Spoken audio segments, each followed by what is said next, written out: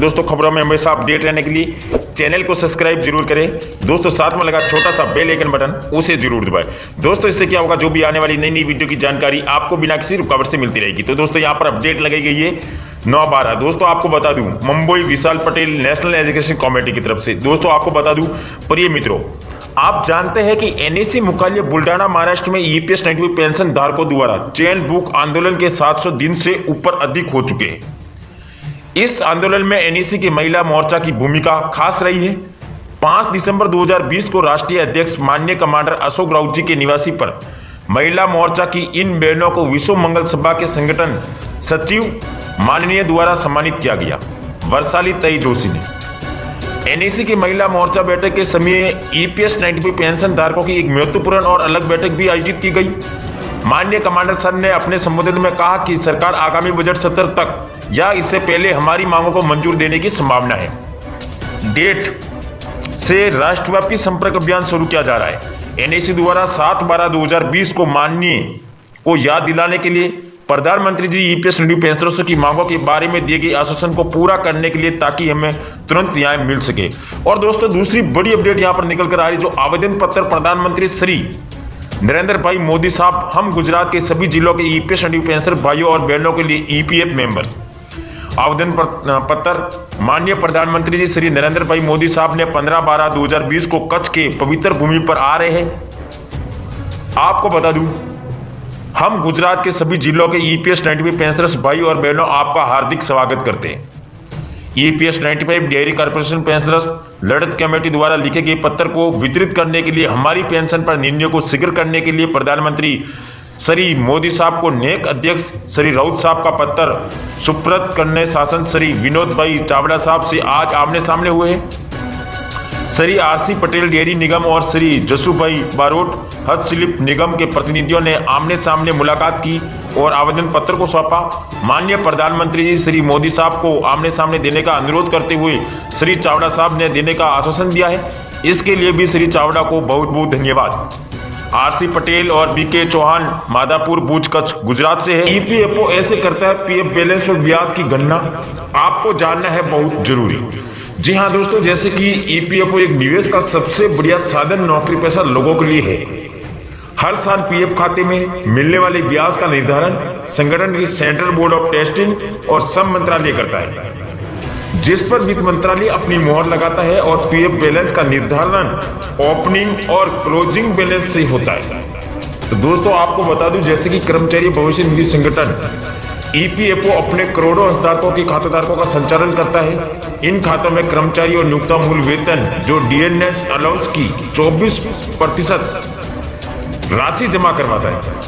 दोस्तों जैसे कि जमा राशि पर जो ब्याज होता है वो बहुत ही महत्वपूर्ण होता है।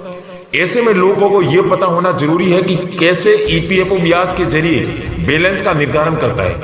तो दोस्तों आपको बता दूं, ओपनिंग या क्लोजिंग बैलेंस की राशि होती है तय। तो दोस्तों मैं ईपीएफओ हमेशा खाते में राशि का ओपनिंग और क्लोजिंग बैलेंस लेता है। यह राशि एक वित्तीय वर्ष की शुरुआत समाप्ति के बगैर तय की जाती है। इसका आकलन करने के लिए मासिक रनिंग बैलेंस को जोड़ा जाता है और ब्याज के रेट पर 1200 से गुणा कर दिया जाता है। दोस्तों जैसे मैं आपको बताऊं, रकम निकालने से भी पड़ता है असर।